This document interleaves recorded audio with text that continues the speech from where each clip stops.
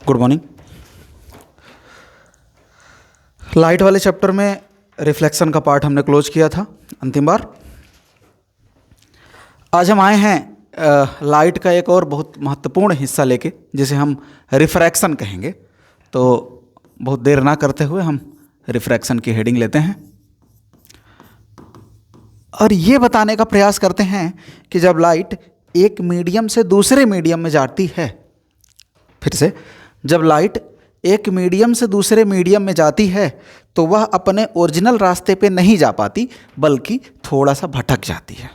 फिर से, जब लाइट एक मीडियम से दूसरे मीडियम में जाती है तो वह अपने ओरिजिनल रास्ते पे नहीं जा पाती, थोड़ा सा भटक जाती है। और भटकाव की इस घटना को ही रिफ्रैक्शन कहते हैं। ठीक है, हम अभी आगे और पढ़ेंगे क्यों भटकती है, कैसे भटकती है, कौन कौन से कारण जिम्मेदार हैं, किधर भटकेगी, ये सारी चीज़ें हम देखेंगे। पर एक बार फिर से डेफिनेशन क्लियर करते हैं कि जब लाइट एक मीडियम से दूसरे मीडियम में जाती है तो वह अपने ओरिजिनल रास्ते से भटक जाती है, और इस भटकाव की घटना को ही रिफ्रैक्शन कहते हैं। तो पहले डिफाइन करते हैं, when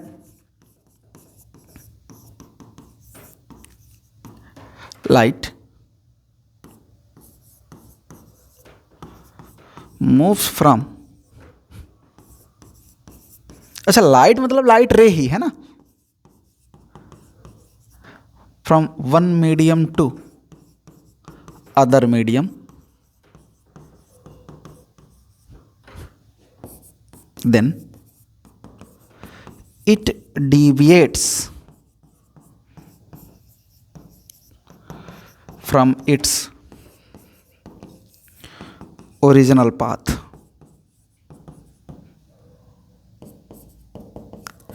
This incident of light is called refraction.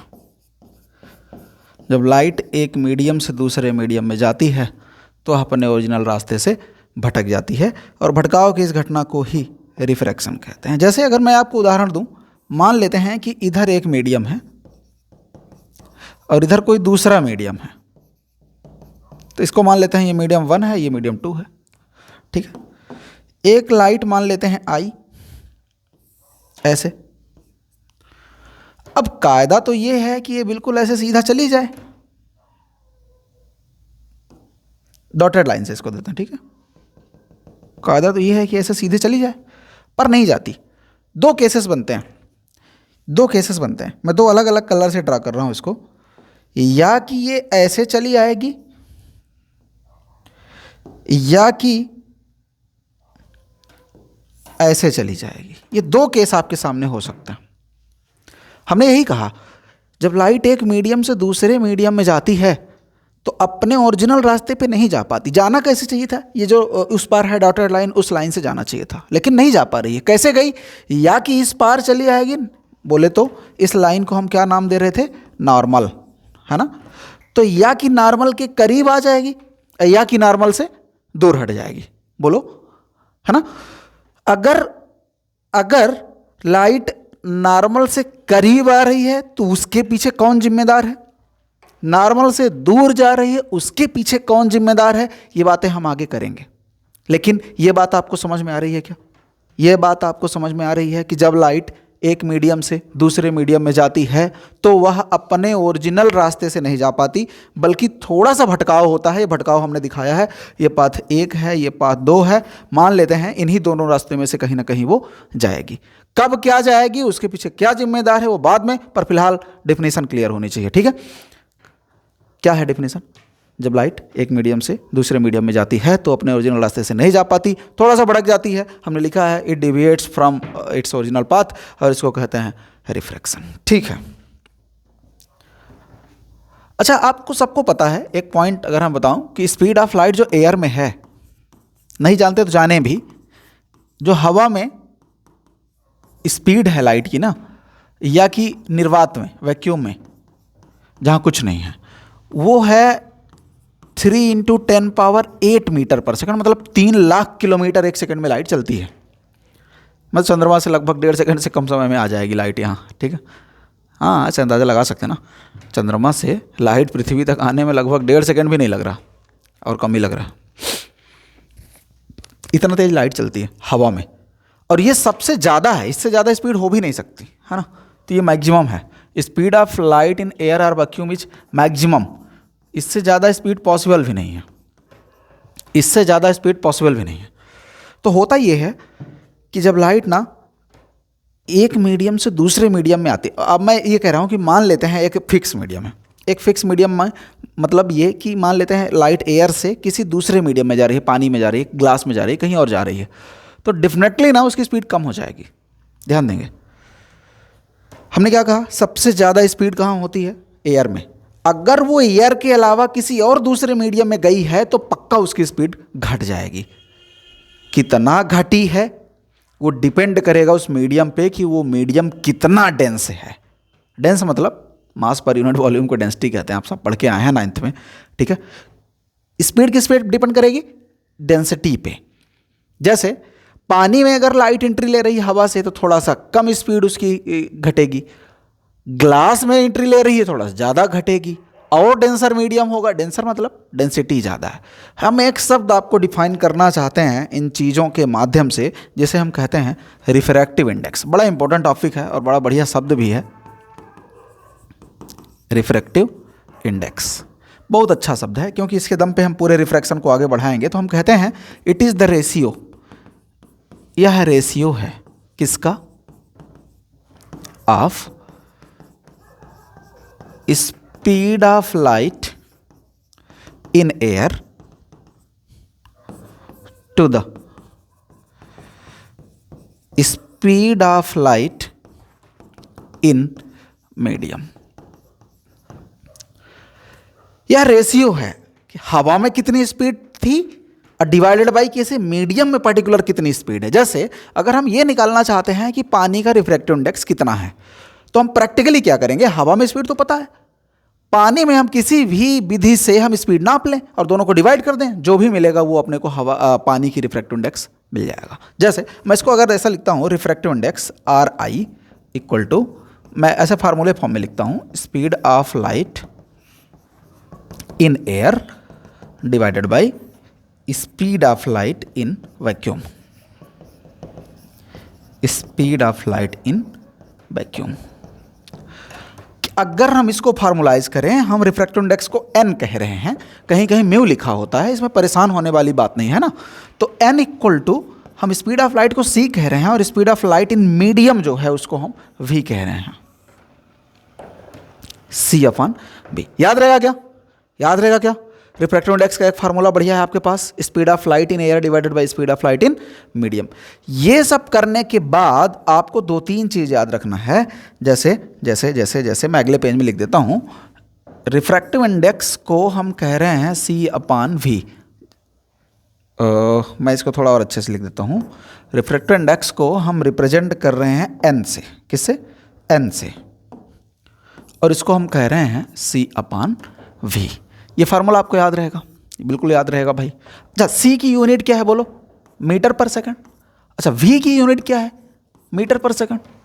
क्या दोनों कट जाएंगे, और कट जाएंगे तो हम क्या ये कह दें कि रिफ्रैक्टिव इंडेक्स बिल्कुल यूनिटलेस क्वांटिटी है। बिल्कुल भाई, refractive index is unitless quantity. ये बहुत इंपॉर्टेंट ऑब्जेक्टिव भी है, बाइबा में पूछा जाता रहा है और पेपर में भी पूछा जाता है, right the unit of refractive index. तो आप क्या कहेंगे, रिफ्रैक्टिव इंडेक्स के पास कोई यूनिट नहीं है, इट इज यूनिटलेस क्वांटिटी। बोलो सही है क्या, हाँ सही तो है, रिफ्रैक्टिव इंडेक्स के पास कोई यूनिट नहीं है क्या, ये सिंपली स्पीड का रेशियो है। अगर हमको जानना है किस मीडियम में स्पीड कितना घटी कितना बढ़ी, तो यह वो टर्म है जो आपको बताएगा। जैसे आपको कुछ टर्म याद रखने हैं, जैसे n equal to 1 for air, n equal to 4/3, जिसे आप सॉल्व करेंगे तो 1.33 मिलेगा फॉर वाटर। वाटर का रिफ्रैक्टिव इंडेक्स 1.33 है। इसका एक मतलब है कि जब लाइट एयर से वाटर में जाएगी तो उसका स्पीड 1.33 टाइम्स घट जाएगा।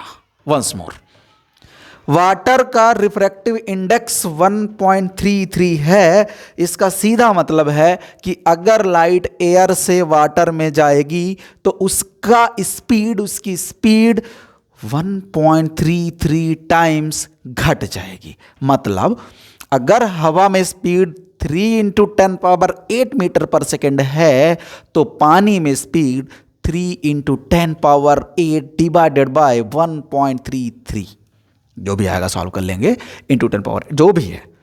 समझ रहे हैं क्या? रिफ्रैक्टिव इंडेक्स क्या बताता है? किसी भी मीडियम का रिफ्रैक्टिव इंडेक्स वो बताता है कि एयर के कंपैरिजन में स्पीड कितना घट गया है। ठीक है क्या? n = 1.52 हम ग्लास के लिए लेके जाते हैं और n = 1.5 हम बेंजीन के लिए ले जाते हैं।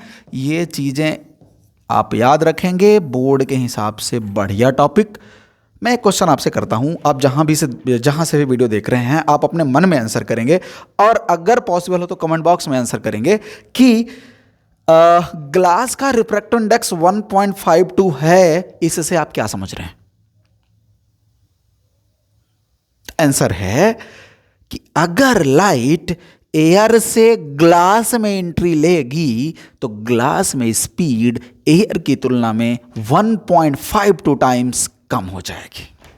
ये मतलब है। मतलब अगर आपको speed of light in glass निकालना है then simply you have to divide 3 × 10⁸ divided by 1.52, you can get result simply. Clear है क्या? रिफ्रैक्टिव इंडेक्स की ये बातें हैं, ये सारी चीज़ें याद रखना है। हमको हर एक मटेरियल का रिफ्रैक्टिव इंडेक्स नहीं याद होना चाहिए, पर कुछ चीज़ों का याद होना चाहिए जो ये यहाँ पे लिखा हुआ है। रिफ्रैक्टिव इंडेक्स की वैल्यू देख के हम दो शब्द डिफाइन करते हैं, रेयरर मीडियम और डेंसर मीडियम। जिस दो मीडियम है कंपेयर कर लेंगे, एक रेयरर होगा एक डेंसर होगा। कैसे? जिस मीडियम का रिफ्रैक्टिव इंडेक्स कम है उसको कहेंगे रेयरर मीडियम और जिस मीडियम का रिफ्रैक्टिव इंडेक्स ज़्यादा है उसको कहेंगे डेंसर मीडियम। दो टर्म क्या? अच्छा, क्या आपको क्लियर है स्पीड ऑफ लाइट क्या है? अरे यार, speed of light upon speed of light in air divided by speed of light in medium, उसको हम क्या कहेंगे? Refractive index. एक क्वेश्चन कर लें क्या? यहां से एक क्वेश्चन कर लें क्या? जैसे सिंपली मैं बोल देता हूं, find speed of light in glass. मान लेते हैं मैं सिंपली आपसे एक क्वेश्चन किया, आप स्पीड ऑफ लाइट ग्लास में बताइए। तुरंत मन में आया, अच्छा ये रिफ्रैक्टिव इंडेक्स वाला खेल है। हमारे पास फार्मूला है n = c/v। हमको n पता है, रिफ्रैक्टिव इंडेक्स ग्लास के लिए 1.52 लेके जाते हैं, c ऑलरेडी आपको पता है 3 × 10⁸ डिवाइडेड बाय v। सॉल्व करेंगे जो भी रिजल्ट मिलेगा। अभी मैं हवा में बातें कर रहा था तो यही तो कर रहा था, कुछ और थोड़ी था। मीटर पर सेकंड कैलकुलेशन हमें याद नहीं है, मैं कर भी नहीं सकता, जो है आप कर लेंगे। ठीक है? अच्छा, अगर मान लीजिए हम n = c/v लिखें, हम दो मीडियम के लिखते हैं। इस फार्मूले को थोड़ा और आगे बढ़ाते हैं, थोड़ा सा और अच्छे लेवल की बात कर लेते हैं, थोड़ा और अच्छे लेवल की बात करते हैं। n = c/v है, मान लेते हैं दो मीडियम है, n1 है c/v1 लिख दिया। हाँ भाई, n2 है c/v2। c तो नहीं चेंज होगा, c तो speed of light in air है। यार, अगर हम इसको इक्वेशन 1 दें, इसको 2 दें और सिंपली डिवाइड कर दें, 2 डिवाइडेड बाई 1 कर दें, बोलो n2 divided by n1, c divided by v2 divided by c divided by v1, c कटेगा क्या? n2/n1 = v1/v2। बोलो, क्या हम इसको ऐसे कहें n inversely proportional to v? अभी तो यही तो कह रहे थे, जितना ज्यादा रिफ्रैक्टिव इंडेक्स होगा उतनी कम स्पीड होगी। जैसे ये फार्मूला हम कब यूज करेंगे? बोलो ये कब यूज करेंगे? इनमें से 4 वेरिएबल हैं क्या? कोई भी 3 वेरिएबल देके चौथा पूछ सकता है क्या? जैसे हम कह दें कोई एक अज्ञात मीडियम है, अननोन मीडियम है, जिसका रिफ्रैक्टिव इंडेक्स कुछ दे दिया, अंट इधर उधर है ना, उसमें स्पीड दे दिया। कोई और अननोन मीडियम दे दिया, उसकी रिफ्रैक्टिव इंडेक्स पूछ रहा है या उसके स्पीड दे दिया, ऐसा। जैसे मैं एक एग्जांपल ले लेता हूँ, जैसे मान लेते हैं, ध्यान से देखिए इस क्वेश्चन को, बड़ा अच्छा क्वेश्चन है। If speed of light is 1.5 into 10⁸ metre per second in a medium of refractive index 1.6, मान लेते हैं कि रिफ्रैक्टिव इंडेक्स 1.6 वाले मीडियम में जो स्पीड, पता नहीं ये सही है या गलत है, हमको पता नहीं। क्यों नहीं पता? आप करके देख सकते हैं कि 3 में 1.5 कर लें तो जनरली ये कितना आ जाएगा, 2 आ जाएगा। तो हम इसको 2 लिख लेते हैं, कोई दिक्कत नहीं है, है ना। मतलब ऐसा कुछ लिखें जिससे कि रिजल्ट भी मैच करे।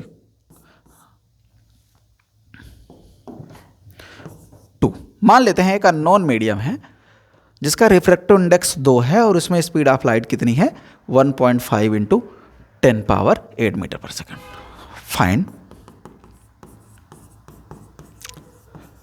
Speed of light in medium of refractive index 1. क्या मान लें, 5 मान लें, चलिए ठीक है। अपने पास क्या है, n1 है 2, तो v1 है 1.5 इंटू 10⁸।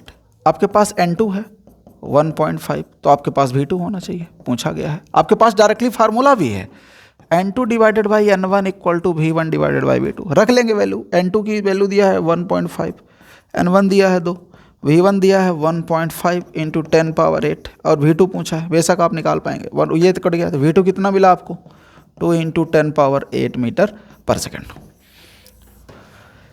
इस तरह क्वेश्चन में आप ये रिलेशन बिल्कुल लगा सकते हैं, ठीक है।